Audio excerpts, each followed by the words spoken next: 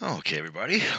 Today we're going to talk about a little bit of transportation revolution, and obviously, think about this still being in the 1800s, and so what we think of as rapid or fast transportation is very different today, certainly than it was back then. To start off with, transportation, as we know, is very, very crucial to business. If you have a product, you want to sell it, you have to have a way of getting it to where it needs to be.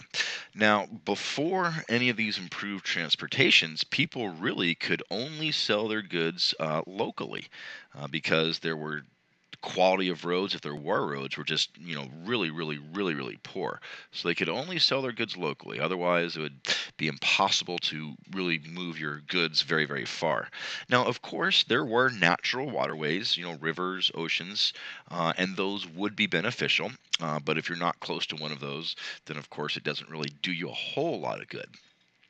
So areas that are not served by waterways really had to rely on ground travel, and as you know, it was very, very difficult.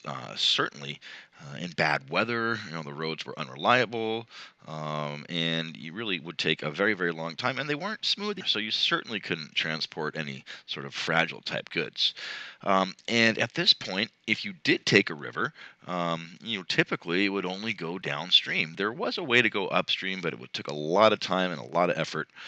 So typically it would only go downstream, and when a boat reached its destination, it basically was turned into firewood most of the time.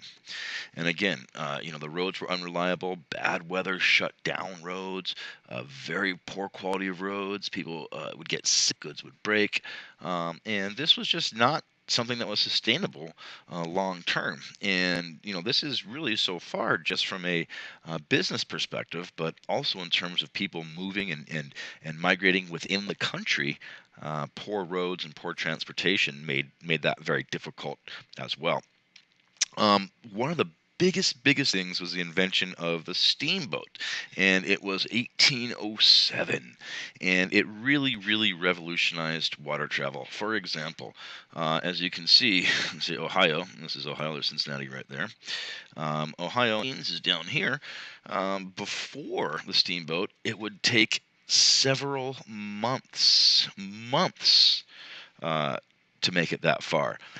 With the steamboat, it took 10 days, and that, of course, is amazing. Now, of course, at the beginning, almost with everything at the beginning, you have a lot of dangerous things where you don't necessarily know how it's going to work. There was explosions and things like that, a lot of accidents, but eventually those things get worked out.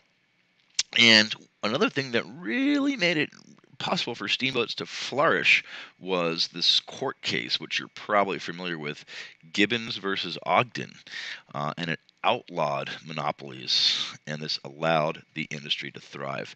Now, notice also, if you see a lot of these cities right here, these big cities, now of course Little Rock might not be that big anymore, but New Orleans, Memphis, Cincinnati, Pittsburgh, Nashville, St. Louis, these are all cities that are right on the river. And you also saw a lot of cities pop up right on these sort of port cities, very, very close to rivers.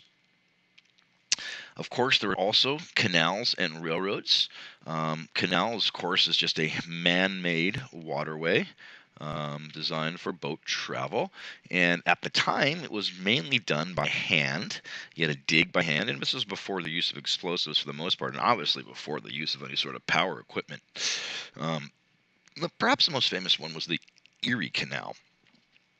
The Erie Canal shortened the time from Buffalo to New York, from from city of Buffalo, which is all the way in western New York.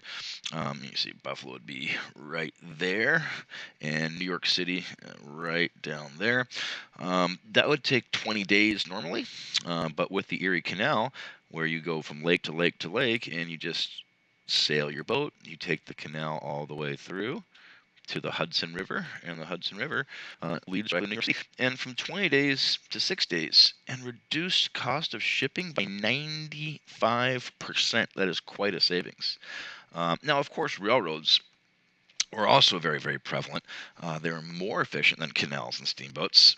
They could be built anywhere. Obviously, to have a canal or to use steamboat travel, you'd have to have a river or some sort of water.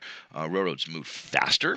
They could carry way more cargo and passengers, and you've probably seen some of those trains. They're like a mile long.